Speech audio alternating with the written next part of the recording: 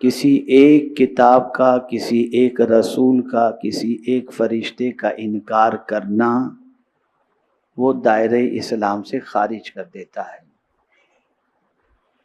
ایسے ہی تقدیر کے سلسلے میں بھی ایمان رکھنا کہ جو کچھ ہماری تقدیر میں لکھا ہے وہ سب کچھ اللہ کی طرف سے ہے، چاہے وہ خیر ہو یا شر ہو، سب کچھ من جانب اللہ ہے۔ آج میں تھوڑا سا یہ سمجھانے کی کوشش کروں گا انشاءاللہ کہ آج ہماری قوم کی سچویشن یہ بن چکی ہے کہ تقدیر کا رونا اس وقت روتے ہیں جب ان کو کوئی تکلیف آتی ہے، کوئی مصیبت آتی ہے، کوئی پریشانی آتی ہے۔ گھر میں سب بیمار رہ رہے ہیں اور کوشش کے باوجود بیماری ختم نہیں ہوتی تو آدمی کہتا ہے میری تقدیر میں یہی لکھا ہوا تھا۔ لیکن اسی گھر میں جب مال کی فراوانی ہوتی ہے اور آسائش کے سارے سامان ہوتے ہیں، سب تندرست اور صحت مند ہوتے ہیں، تو وہاں کوئی تقدیر نہیں کہتا، وہاں کہتا یہ تو میرا کمال ہے۔ ہر برائی کو تقدیر پر ڈال دیا جاتا ہے اور ہر اچھائی کو خود کی طرف منسوب کر دیا جاتا ہے۔ اور کچھ لوگ ایسے بھی ہیں جو یہ تصور کیے ہوئے بیٹھے ہیں کہ جب تقدیر ہی میں ہمارے سب کچھ لکھ دیا گیا ہے تو اب ہمیں کچھ کرنے کی کیا ضرورت، جو اللہ نے لکھا ہے وہی ہوگا۔ یاد رکھیں تقدیر کے بارے میں جاننا ضروری ہے، تقدیر کے بارے میں معلومات حاصل کرنا ضروری ہے، لیکن تقدیر کے بارے میں بحث کرنے کی سرکار صلی اللہ علیہ وسلم نے اجازت نہیں دی۔ نہ صدیق اکبر کو اجازت دی، نہ فاروق اعظم کو اجازت دی، نہ کسی صحابی کو، بلکہ رسول اعظم صلی اللہ علیہ وسلم تشریف لائے تو دیکھا چند صحابہ تقدیر کے سلسلے میں گفتگو کر رہے تھے، تو سرکار صلی اللہ علیہ وسلم نے فرمایا بہذا امرتم، کیا میں نے تم کو ان چیزوں کا حکم دیا ہے؟ حضور صلی اللہ علیہ وسلم نے فرمایا کیا میں تمہارے درمیان اسی لیے بھیجا گیا ہوں کہ تم تقدیر پر بحث کرو؟ اب میں یہ سمجھانا چاہوں گا انشاءاللہ کہ جو لوگ یہ تصور کرتے ہیں کہ ہم وہی کرتے ہیں جو تقدیر میں لکھا ہوا ہے، یہ ایک غلط فہمی ہے۔ اس کو اچھی طرح سے آج ذہن کے اندر محفوظ کر لیں۔ ہم وہی کرتے ہیں جو تقدیر میں لکھا ہوا ہے، اللہ نے جو لکھ دیا ہم وہ کر رہے ہیں۔ مسئلہ در حقیقت یہ ہے کہ جو ہم کرنے والے تھے اللہ اس کو جانتا تھا، اس کے مطابق اس نے لکھ دیا ہے۔ ہم وہی نہیں کرتے جو اللہ نے لکھ دیا ہے، ہم جو کرنے والے تھے اللہ علیم و خبیر ہے، وہ جانتا تھا اور اس کے علم میں یہ بات تھی کہ میرا یہ بندہ یہ کرنے والا ہے، اس کے مطابق اس نے لکھ دی۔ اس کو میں بہت آج کے دور کے تقاضے کے اعتبار سے سمجھاؤں تو بات اچھی طرح سمجھ میں آئے گی۔ مثال کے طور پر کوئی پرزہ بنایا جاتا ہے، پرزہ بنانے والا، انسٹرومنٹ بنانے والا وہ جانتا ہے کہ کون سی چیز کس کام میں استعمال میں آئے گی۔ جب وہ جان لیتا ہے، تحقیق کر لیتا ہے کہ یہ چیز اس کام میں آئے گی، اس میں یہ خوبی ہے، توجہ چاہوں گا، جب ایک پڑھا لکھا انسان، سلجھا ہوا انسان، جیسے دواؤں کو لے لیجیے آپ، تو آدمی دوا بنانے سے پہلے یہ جانتا ہے کہ یہ دوا کس کام میں آئے گی، وہ اپنے علم سے اس چیز کو جان لیتا ہے۔ اسی طریقے سے بہت سارے انسٹرومنٹ کے اندر آپ دیکھیں گے کہ آدمی جو ایپ بناتا ہے تو وہ جانتا ہے کہ یہ عیب کس کام کے اندر آئے گا اسی کے اعتبار سے بناتا ہے. تو پروردگار جل جلالہ بندہ جو کچھ کرنے والا تھا اس نے اپنے علم سے جان لیا اور پروردگار جل جلالہ نے اس کے مطابق اس کی تقدیر کو لکھ دی کہ یہ بندہ یہی کرنے والا ہے. ایک چیز اب اس کو میں سمجھاؤں کہ بہت سارے لوگ یہ کہتے نظر آتے ہیں کہ کوئی کچھ نہیں کر سکتا، کسی کے بس میں کوئی طاقت نہیں، کسی کے پاس کوئی قوت نہیں، جو لکھا ہے وہ ہو کر کے رہے گا. تو در حقیقت وہ تقدیر کی قسموں کو نہیں جانتے اور تقدیر کی ڈیفینیشن کو نہیں جانتے، چنانچہ وہ تقدیر کے سلسلے میں اس قسم کی بات کرتے ہیں. آئیے میں آپ کو سمجھاتا ہوا چلوں.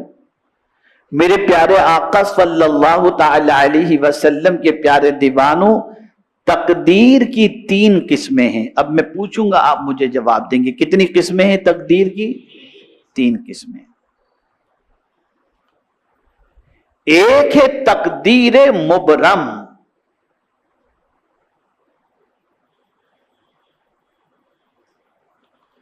ایک ہے تقدیر معلق محض، اور ایک ہے شبیہ بمبرم، تقدیر بمبرم اور تقدیر محض. بس یہ ان 3 چیزوں کو آپ اچھی طرح سے سمجھیں. تقدیر بمبرم کسے کہتے ہیں؟ تقدیر بمبرم اسے کہتے ہیں جو کچھ رب قدیر جل جلالہ نے اپنے علم سے لکھ دیا ہے اس میں کوئی تبدیلی نہیں ہو سکتی، وہ ہو کر کے ہی رہے گا. اسے کہتے ہیں تقدیر مبرم. اسے کوئی خاصان بارگاہ بھی نہیں ٹال سکتا. یہ وہ تقدیر ہے کہ یہ کسی سے ٹلنے والی نہیں ہے. اب اس کو میں قرآن کی روشنی میں سمجھاؤں. خاصان بارگاہ کو اللہ تعالی اس قسم کی تقدیر جس کے بارے میں لکھی ہوئی ہے مولا نے اپنے علم سے جو لکھ دی ہے، خاصان بارگاہ کو اللہ عز و جل اس سے متعلق کچھ معروضات پیش کرنے سے روکتا ہے. مثال کے طور پر حضرت ابراہیم علی نبینا علیہ الصلاۃ والتسلیم ایسی جگہ پہنچے جہاں قوم لوط بھی تھی اور حضرت لوط علیہ الصلاۃ والتسلیم بھی موجود تھے. اور اس وقت حضرت ابراہیم علیہ الصلاۃ والتسلیم روزے سے تھے. تو حضرت ابراہیم علیہ الصلاۃ والتسلیم کو فرشتوں نے افطار کرایا. حضرت اسحاق کی بشارت دی اور اس کے بعد فوراً یہ بات بتائی کہ قوم لوط پر اللہ کا عذاب آنے والا ہے اور قوم لوط تباہ ہو جائے. تو حضرت ابراہیم علیہ الصلاۃ والتسلیم نے جب قوم لوط کے بارے میں یہ سنا تو قرآن کہتا ہے کہ حضرت ابراہیم علیہ الصلاۃ والتسلیم نے اللہ کی بارگاہ میں عرض کیا یجادلنا فی قوم لوط. میں تو قرآن کے اس لفظ کے بارے میں سوچتا ہوں تو عجیب کیفیت پیدا ہوتی ہے کہ کیا انبیاء کی شان ہے، کیا شان ہے. لوگ کہتے ہیں انبیاء کیا کوئی بھی پر نہیں مار سکتا، اور یہاں رب قدیر جل جلالہ فرماتا ہے یجادلنا فی قوم لوط. قوم لوط کے بارے میں حضرت ابراہیم علیہ الصلاۃ والسلام اللہ سے جھگڑنے لگے.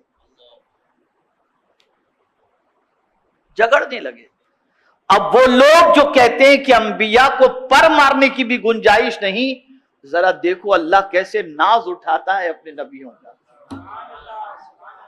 کہ انہیں مچلنے کی اجازت دیتا ہے کہ مچلو جس طرح سے تم مچلنا چاہو. لفظ جدال جھگڑے کے معنی میں آتا ہے. کس انداز سے حضرت ابراہیم مچلے ہوں گے. اور یہاں تھوڑی سی ایک بات اور بھی عرض کر دوں، قوم لوط کے بارے میں حضرت ابراہیم علیہ السلام اللہ عز و جل سے معروضہ پیش کرنے لگے۔ اب قوم لوط جن کی طرف حضرت لوط علیہ السلام کو بھیجا گیا تھا، اور قوم لوط میں حضرت لوط علیہ السلام، ان کی فیملی اور کچھ لوگ ہی ایسے تھے جو ایمان والے تھے، باقی سب کے سب جو ہے وہ اللہ خیر فرمائے بہت شدید اور سخت ترین گناہوں میں گرفتار۔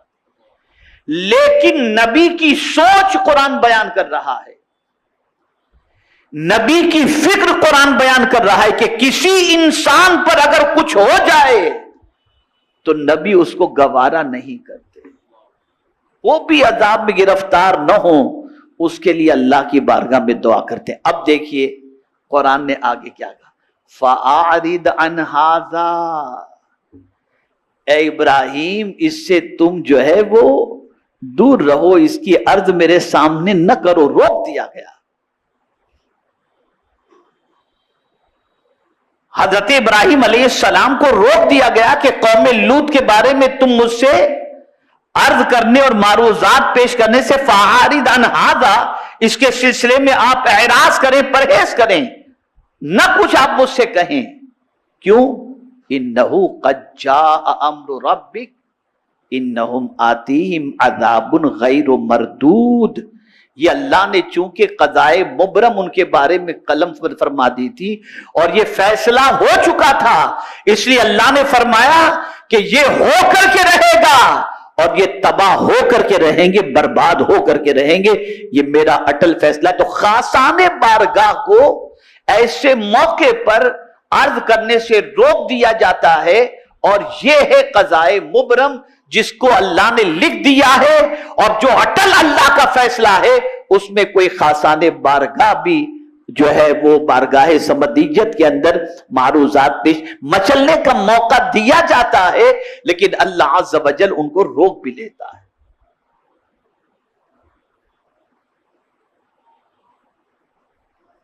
اسی طریقے سے آپ دیکھیں حضرت موسیٰ علیہ السلام شب معراج سرکار صلی اللہ علیہ وسلم جب تشریف لے گئے تو دیکھا حضرت موسیٰ علیہ السلام اللہ سے ہم کلام ہیں، لیکن آواز تھوڑی سی بڑی تھی حضرت موسیٰ علیہ السلام کی، تو حضرت جبریل امین علیہ السلام سے سرکار نے فرمایا، جبریل یہ کون ہے جو میرے رب سے اس طرح سے باتیں کر رہا ہے؟ تو حضرت جبریل امین علیہ السلام نے عرض کیا کہ حضور یہ اللہ کے کلیم حضرت موسیٰ علیہ السلام ہیں، کہ رب کے سامنے اس طریقے سے؟ اب جواب سنیے، جبریل امین جواب میں عرض کرتے ہیں، حضور اللہ نے ان کے مزاج کے اندر کافی سختی رکھی ہے، اس لیے وہ اس طرح سے کلام کر رہے ہیں۔ اب وہ لوگ جو یہ کہتے ہیں کہ رب کی بارگاہ کے اندر پر مارنے کی گنجائش نہیں، میں کہتا ہوں اس کے بارے میں آپ کیا کہتے ہو؟ انبیاء کے ناز اللہ اٹھاتا ہے، انبیاء کرام علیہم الصلاۃ والتسلیم اپنے رب سے بات کرتے ہیں، اس لیے کہ جب وہ کہتا ہے جو کہتا ہے وہ مانتے ہیں، تو کبھی ایسا بھی ہوتا ہے کہ مچل کر وہ بھی ناز برداری کے لیے اللہ عز و جل کی بارگاہ میں اس طرز کلام کو اختیار کر لیتی ہے، اور اللہ ان کے ناز کو اٹھاتا۔ چلیے تھوڑا سا یہ نہیں سمجھے تو اور ایزی سمجھا دوں،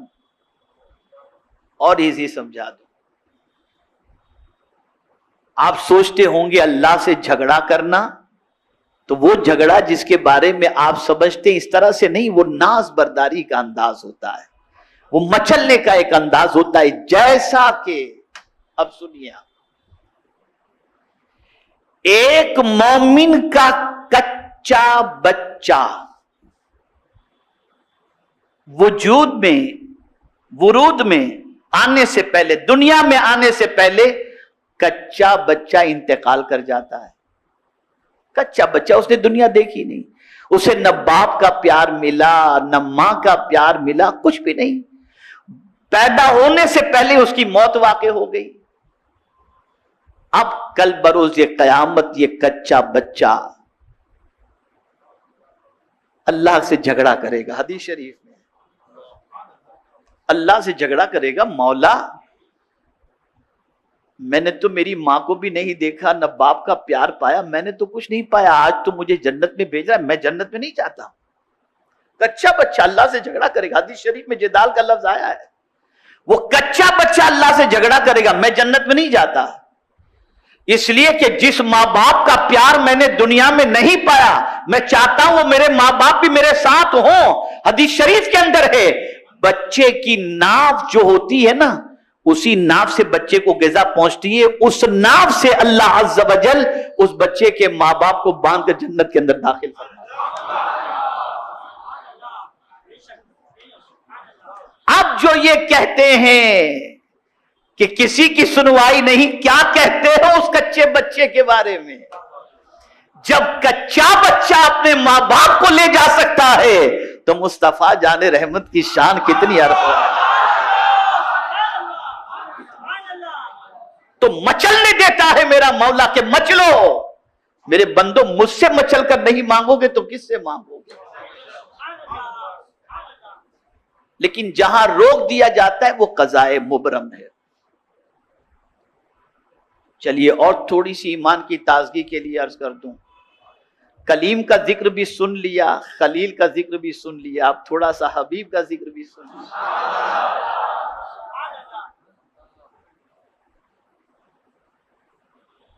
جب رب قدیر نے فرمایا وَلَسَوْفَ يُعْتِيكَ رَبُّكَ فَتَرْضَىٰ، ان قریب میرے محبوب آپ کو اتنا عطا کریں گے کہ آپ راضی ہو جائیں، یہ مولا کہہ رہا ہے۔ اب دیکھیے حضور کیسے مچلتے ہیں۔ اب جب میرے مولا تو نے کہہ ہی دیا ہے کہ میں جب تک راضی نہیں ہوں گا اس وقت تک تو مجھے عطا کرتا ہی رہے گا، تو میرے کریم اب میری بھی عرض سن لے، میں اس وقت تک راضی نہیں ہو سکتا جب تک میرا ایک امتی بھی جہنم میں ہے۔ اللہ نے سرکار صلی اللہ علیہ وسلم کی اس خواہش کی تکمیل کا مژدہ سنا دیا، اور رب قدیر جل جلالہ نے اپنے پیارے محبوب صلی اللہ علیہ وسلم کو بشارت عطا فرما دی۔ انبیاء کی یہ شان ہے کہ وہ رب کی بارگاہ میں مچلتے ہیں، اور انہیں یہ اختیار ہوتا ہے، دامن ادب کو تھام کر وہ مچلتے ہیں۔ تو میرے پیارے آقا صلی اللہ تعالی علیہ وسلم کے پیارے دیوانوں، یہ نہ کہا جائے کہ انبیاء کرام کو بھی قیامت میں پر مارنے کی گنجائش نہیں۔ اب آئیے سمجھیں، قضائے مبرم آپ سمجھ لیے، یہ وہ چیز ہے جس کا فیصلہ اللہ نے اٹل فرما دیا ہے، وہ ٹلنے والا نہیں کسی خاصان بارگاہ کی دعا سے۔ اب قضائے معلق محض، اس کو سمجھیں، یہ کیا تقدیر ہے؟ تو انسان سے گناہ ہوئے، تو انسان کے لیے، مومن سے گناہ ہوئے، اللہ عز و جل نے کوئی نہ کوئی بہانہ رکھ دیا، تم نماز پڑھو گے تمہارے یہ گناہ معاف ہو جائیں گے، تم روزے رکھو گے تمہارے یہ گناہ معاف ہو جائیں گے، تم حج کرو گے تمہارے یہ گناہ معاف ہو جائیں گے، تم زکوٰۃ دو گے تمہارے یہ گناہ معاف ہو جائیں گے، یہاں تک کہ قبر میں تم پہنچو گے، عذاب کا فرشتہ دائیں جانب سے آئے گا تو دائیں جانب کی نیکیاں کام آ جائیں گی، بائیں جانب سے آئے گا تو بائیں جانب کی نیکیاں کام آئیں گی، پیر کی طرف سے آئے گا تو یہ کیا ہے؟ کسی سبب سے اللہ عز و جل نے تمہاری بخشش کا انتظام کر رکھا ہے، لکھا ہوا ہے، لیکن پروردگار نے تمہارے لیے ایک ذریعہ بھی رکھا ہے کہ ان ذریعوں کے وجہ سے، اور یہ ذریعہ فرشتوں کو معلوم، یہ ذریعہ فرشتوں کو معلوم ہے کہ پروردگار اس عمل سے اس بندے کے اس گناہ کو معاف فرمائے گا، تو یہ ایک قضائے جو ہے وہ محض جو ہے، یہ قضا، یہ ایک تقدیر ہے۔ اب تیسری قسم آپ سمجھیں، قضا شبیہ بمبرم، مبرم تو نہیں ہے لیکن شبیہ بمبرم، اللہ نے لکھا نہیں ہے، اللہ نے لکھا نہیں ہے، لیکن اس کے علم میں یہ بات ہے کہ میرا بندہ یہ کرے گا نا، فرشتوں کو بھی نہیں معلوم اس قضا کے بارے میں، فرشتوں کو بھی نہیں معلوم، اور اللہ نے لکھا بھی نہیں ہے، لیکن میرے پیارے آقا صلی اللہ تعالی علیہ وسلم کے پیارے دیوانوں، اللہ کے علم میں ہے یہ بات کہ کہ میرا بندہ یہ کرے گا نا تو اس کی زندگی بڑھا دوں گا، اس کی روزی بڑھا دوں گا. تو اب بندہ، یہ جو حدیث شریف میں ہے نا، رشتہ داروں سے اچھا سلوک کرو، اللہ تمہاری عمر میں اور مال میں برکت عطا فرمائے گا. تو یہ میرا مولا جانتا ہے کہ میرا بندہ یہ کرے گا تو میں اسے یہ عطا کر دوں گا. اب یہاں جو غلطی سب سے بڑی ہوتی ہے وہ یہ ہے کہ آدمی تقدیر کا بہانہ بنا کر سب کرنے سے رک جاتا ہے. یہ نہیں ہونا چاہیے. اور ایسی دلیل میں آپ کے سامنے لاؤں گا کہ انشاءاللہ العظیم اس دلیل کو سننے کے بعد آپ کا ایمان بھی پختہ ہوگا اور آپ تقدیر کا بہانہ بنانا بھی چھوڑ دیں گے. بہت سارے اوراد و وظائف اور اعمال ایسے بتائے گئے جو مختلف پرابلم کے سولیوشن ہیں. مثال کے طور پر ایک صحابی گرفتار ہوئے، رسول رحمت صلی اللہ تعالی علیہ وسلم کی بارگاہ کے اندر ان کے والد پہنچے اور کہا یا رسول اللہ صلی اللہ تعالی علیہ وسلم، میرا بیٹا گرفتار ہے اور اس کی ماں اس کی جدائی کے اندر بہت رو رہی ہے. یا رسول اللہ صلی اللہ تعالی علیہ وسلم، اس کے سلسلے میں کرم کی نظر فرمائیں اور کچھ بتائیں کہ کیا کرنا چاہیے. تو آقا کریم صلی اللہ علیہ وسلم نے فرمایا اتق اللہ واصبر. رسول اعظم صلی اللہ علیہ وسلم نے فرمایا اللہ تعالیٰ سے ڈرو، صبر کا دامن مضبوطی سے پکڑو. اور پھر حضور صلی اللہ علیہ وسلم فرماتے ہیں میں تجھے اور تیری بیوی کو حکم دیتا ہوں کہ تم کثرت سے لا حول ولا قوت الا باللہ پڑھو. ارشاد نبوی سن کر وہ صحابی اپنے گھر لوٹ آئے اور اپنی بیوی کو سارا ماجرا آ کر بتایا. وہ نیک بخت بیوی کہنے لگی حضور صلی اللہ علیہ وسلم نے جس چیز کا ہمیں حکم دیا وہ بہت ہی عمدہ ہے. پھر ان دونوں میاں بیوی نے بکثرت ورد شروع کر دیا. چنانچہ اس کی برکت سے دشمن ان کے بیٹے کی طرف سے غافل ہو گئے اور وہ ان کی غفلت سے فائدہ اٹھا کر وہاں سے نکل گئے اور اللہ نے رہائی عطا فرمائی. سبب تھا لا حول ولا قوت الا باللہ. اور یہ بہت بڑا عمل ہے. خدا کی قسم اس عمل کی برکت میں آپ کو بتاؤں تو آپ کی عقل دنگ رہ جائے گی. کتنا پاورفل ہے یہ عمل، کتنا پاورفل. میں ایک حدیث شریف ایک قول آپ کے سامنے پیش کرتا ہوں. علامہ پانی پتی اپنی تفسیر مظہری میں اس آیت کے ضمن میں یعنی وَمَن يَتَّقِ اللَّهَ يَجْعَل لَّهُ مَخْرَجًا وَيَرْزُقْهُ مِنْ حَيْثُ لَا يَحْتَسِبُ وَمَن يَتَوَكَّلْ عَلَى اللَّهِ فَهُوَ حَسْبُهُ إِنَّ اللَّهَ بَالِغُ أَمْرِهِ قَدْ جَعَلَ اللَّهُ لِكُلِّ شَيْءٍ قَدْرًا. اس آیت کی تفسیر میں قاضی ثناء اللہ پانی پتی تفسیر مظہری میں اس آیت کے ضمن میں حل مشکلات کے لیے ایک وظیفہ لکھا ہے جو ہدیہ ناظرین ہے. حضرت مجدد الفسانی نے دینی اور دنیاوی منافع کے حصول، دینی اور دنیاوی مشکلات کے حل کے لیے یہ وظیفہ بتایا کہ ہر روز 500 مرتبہ لا حول ولا قوت الا باللہ پڑھے اور اول آخر 100 مرتبہ درود پاک پڑھے. اللہ اس کی ساری پریشانیوں کو دور فرما دے. اب ہمارے یہاں تعویذات کے لیے اور دیگر چیزوں کے لیے لوگ آتے ہیں تو کہتے ہیں حضرت بس کچھ کر دیجئے اور ان سے کہو یہ پڑھو. کہاں حضرت یہ بہت مشکل ہے. تو آپ سے میں ایک چیز عرض کروں کہ اس طرح سے کام نہ کریں. جنت میں جانا ہے تو کوئی پیر صاحب مرے اور آپ جنت میں نہیں جاؤ گے. جنت میں جانا ہو تو آپ کو خود کو مرنا بھی تو پڑے گا نا. آپ مریں گے نہیں تو جنت میں جائیں گے کیسے؟ اب آپ کہیں پیر صاحب مرو بھی آپ لیکن جنت میں ہم جائیں گے، یہ کیسے ہوگا؟ تو یہ اولیاء کرام جو اوراد و وظائف عطا کرتے ہیں اس سے مصیبتیں ٹلتی ہیں، پریشانیاں ٹلتی. اب وہ لوگ جو تقدیر کا رونا رو کر اور تقدیر پر بھروسہ کر کے چپ چاپ بیٹھ جاتے ہیں اور کہتے ہیں اب جو کچھ تقدیر میں لکھا ہے وہ ہو کر کے رہے گا، اس کے لیے ایک حدیث اور اتنی پیاری حدیث شریف ہے کہ میں یہ سمجھتا ہوں کہ اس حدیث مبارکہ کو ذہن میں رکھ کر خدا کی قسم آقا کا سچا عشق ہوگا نا تو کوئی آدمی کبھی بیکار بیٹھے گا ہی نہیں، وہ متحرک ہو جائے گا، وہ دوڑ دھوپ کرنے والا بن جائے گا، وہ محنت و مشقت کرنے والا بن جائے گا، وہ تقدیر کا بہانہ کرنا چھوڑ دے گا۔ اور وہ حدیث کون سی ہے؟ اللہ اکبر اللہ اکبر۔ میرے آقا صلی اللہ علیہ وسلم فرماتے ہیں الکاسب حبیب اللہ۔ سرکار صلی اللہ علیہ وسلم فرماتے کسب کرنے والا، کام کرنے والا اللہ کا حبیب ہے، اللہ کو بہت پسند۔ بیکار بندہ اللہ کو پسند نہیں۔ ارے جب بیکار بات کرنے والا اللہ کو پسند نہیں ہے تو بیکار رہنے والا اللہ کو کہاں سے پسند ہوگا؟ اور آج کیا ہے؟ ہماری قوم کا حال دیکھ لیجئے، بس اس پر کچھ کہنے کی ضرورت نہیں۔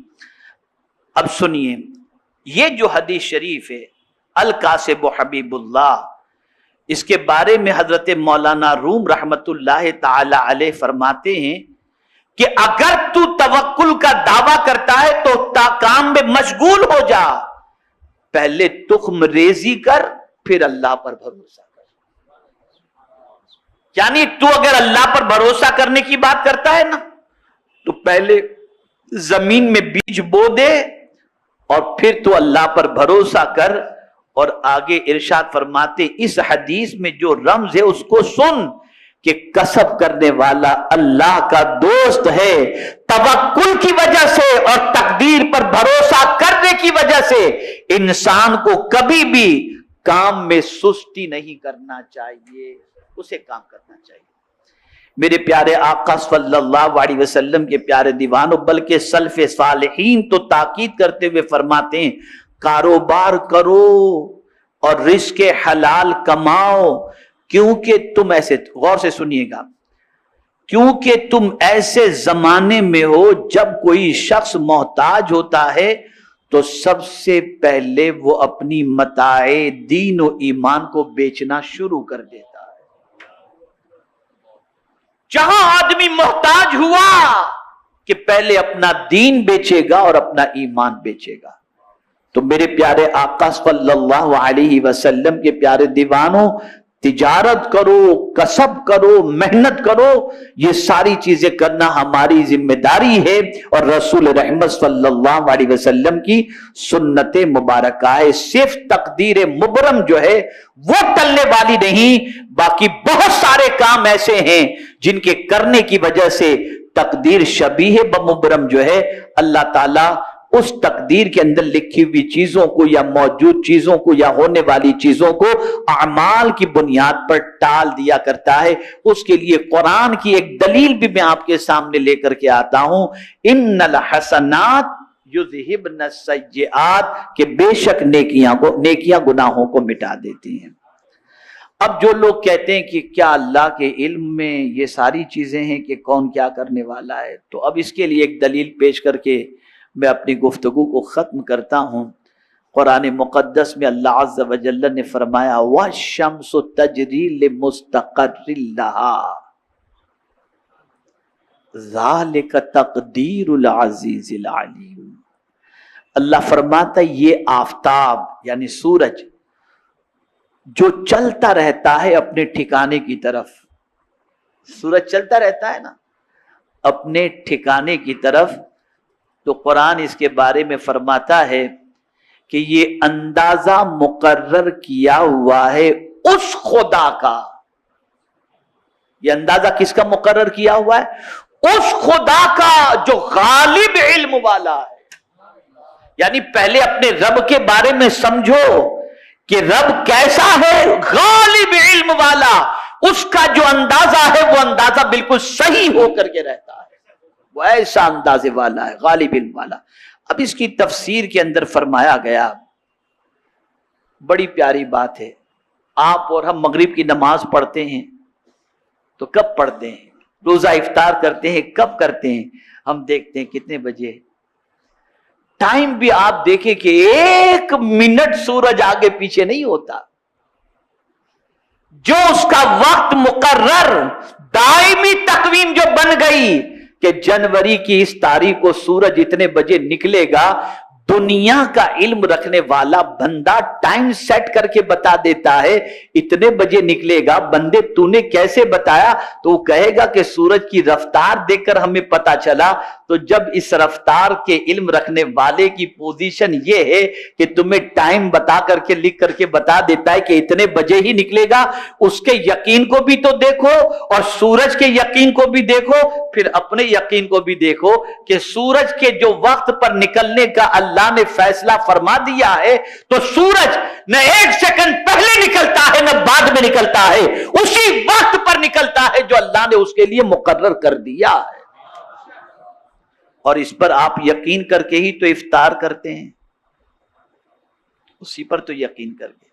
تو میرے پیارے آقا صلی اللہ تعالی علیہ وسلم کے پیارے دیوانوں، سورج اپنے مقرر مقام کی طرف محو حرکت ہے، اور اس کی مجال نہیں کہ وہ مقرر شدہ وقت سے 1 سیکنڈ تاخیر سے یا پہلے یا وہاں سے سرک کر کسی اور جگہ پہنچ جائے۔ سورج کی یہ مجال نہیں۔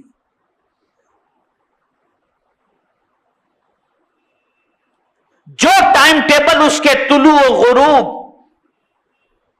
کا مقرر کر دیا گیا ہے، اس کی کمی بیشی کا امکان تک نہیں۔ نظام الاوقات عزیز و علیم کا مقرر کیا ہوا ہے، نہ اس میں رد و بدل کی گنجائش ہے اور نہ کوئی چیز اس کے خلاف ورزی کر سکتی ہے۔ یہاں سے یہ بات واضح ہو گئی کہ میرے پیارے آقا صلی اللہ علیہ وسلم کے پیارے دیوانوں، کب سورج نکلے گا، کب غروب ہوگا، یہ سب کچھ میرے رب کے علم کے اندر موجود ہے۔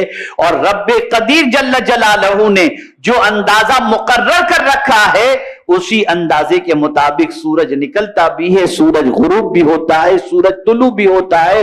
تو یہاں سے یہ بات سمجھ میں آئی کہ جب سورج کا معاملہ یہی ہے تو ہمیں بھی اللہ عز و جل کی لکھی ہوئی تقدیر پر یقین کر لینا چاہیے، اور یہ یقین اس طریقے کا کہ جو قضائے مبرم ہے وہ ٹل نہیں سکتی، اور باقی چیزوں کے حوالے سے اعمال کی بنیاد پر، دعا کی بنیاد پر، اور بہت ساری نیکیوں کی بنیاد پر، بہت سارے خیرات و صدقات کی بنیاد پر اللہ تعالیٰ بہت ساری مصیبتوں کو ٹال دیتا ہے۔ تو تقدیر کا بہانہ بنا کر کے بیٹھا رہنا، یہ اللہ عز و جل کی بارگاہ کے اندر اس طریقے کا معاملہ ہے جو اللہ عز و جل کو پسند نہیں، بلکہ اللہ عز و جل یہ چاہتا ہے کہ بندے تو محنت کر، تو مشقت کر، تیری محنتوں اور مشقتوں کی بنیاد پر وہ تقدیر جو شبیب مبرم ہے میں اسے ٹال بھی سکتا ہوں، بدل بھی سکتا ہوں۔ اور یہاں یہ بات یاد رکھیں کہ کبھی ایسا ہوتا ہے کسی کی دعا سے بھی تقدیر بدل جاتی ہے، لیکن کون سی تقدیر؟ تقدیر شبیب مبرم، اس لیے کہ اللہ تعالیٰ نے اس دعا کے اندر تاثیر رکھی ہے۔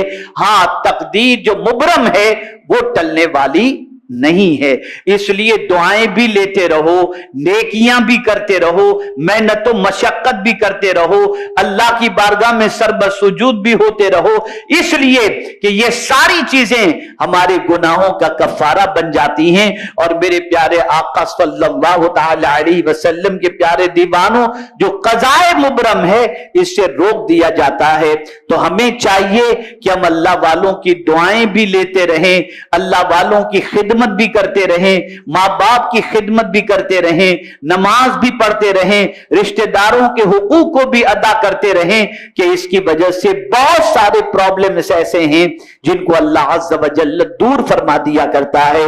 میرے پیارے آقا صلی اللہ تعالی علیہ وسلم کے پیارے دیوانوں، یہ چند کلمات خیر تھے جسے اپنے دل و دماغ کے اندر محفوظ رکھیں، اور یہ بات اچھی طرح سے ذہن میں رکھیں، جو اللہ نے لکھا ہے، کریکشن کر لیجئے، جو اللہ نے لکھا ہے وہ ہم نہیں کرتے، ہم جو کرنے والے تھے وہ اللہ نے اپنے علم سے لکھ دیا ہے. اس لیے تقدیر کا بہانہ مت بناؤ اور اللہ پر الزام تراشی نہ کرو، بلکہ یہاں پر یاد رکھیں میرے پیارے آقا صلی اللہ تعالی علیہ وسلم کے پیارے دیوانوں، ایک فرقہ ہے فرقہ قدریہ کے نام سے، یہ منحوس فرقہ ہے، اسے مجوسی فرقے کے برابر کہا گیا ہے. وہ تقدیر کے حوالے سے غلط سلط عقیدے رکھتے ہیں. ہمیں حضور صلی اللہ علیہ وسلم نے تقدیر پر ایمان رکھنے کا حکم دیا ہے کہ اللہ عز و جل نے خیر و شر جو کچھ بھی ہماری تقدیر میں قلم بند فرما دیا ہے وہ حق ہے اور ہم اس پر ایمان رکھتے ہیں. میرے پیارے آقا صلی اللہ علیہ وسلم کے پیارے دیوانوں، لیکن تقدیر کے سلسلے میں بحث نہیں کرنی چاہیے، تقدیر کے سلسلے کے اندر مجادلہ نہیں کرنا چاہیے، تقدیر کے سلسلے میں آرگومنٹ نہیں کرنی چاہیے کہ رسول اعظم صلی اللہ علیہ وسلم نے اس چیز سے منع فرمایا ہے اور روکا ہے. اللہ رب العزت جل جلالہ آقا کریم رؤوف الرحیم علیہ التحیۃ والتسلیم کے صدقہ و طفیل ہم سب کو اللہ عز و جل کے فیصلے پر راضی رہنے کی توفیق عطا فرمائے، اور پروردگار جل جلالہ ہمیں ایسے کام کی توفیق عطا فرمائے جس سے اللہ بھی راضی ہو جائے اور اس کے رسول صلی اللہ علیہ وسلم بھی راضی